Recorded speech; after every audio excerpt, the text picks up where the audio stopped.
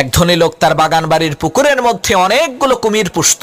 একদিন সেই ধনী লোকটি তার সেই বাগান বাড়ির মধ্যে বিশাল একটি পার্টির আয়োজন করলো। অনেক লোকজন সেই ধনী লোকটির আমন্ত্রণে সেই বাগান বাড়ির পার্টিতে এসে জনমের মতো ভালো মন্দ খেলো। এরপর সেই ধনী লোকটি মাইক দিয়ে ঘোষণা করলো, আপনাদের মধ্য থেকে কেউ যদি আমার এই কুমির বোঝাই করা পুকুরটি পাড়ি দিয়ে সাঁতরে এই পাশ থেকে ওই পাশে যেতে পারে, তাকে আমি 10 কোটি টাকা দেব, না হয় তার সাথে আমার একমাত্র সুন্দরী কন্যাকে বিয়ে দেব।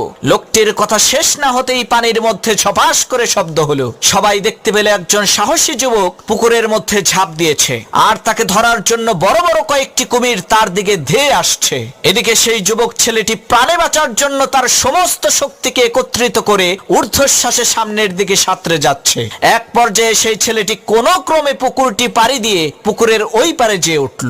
ছেলেটির এত বড় বিজয় দেখে সকলেই হাতে তালি দিল। আর সেই ধনী ব্যক্তি সেই ছেলেটিকে জিজ্ঞেস করলো, বাবা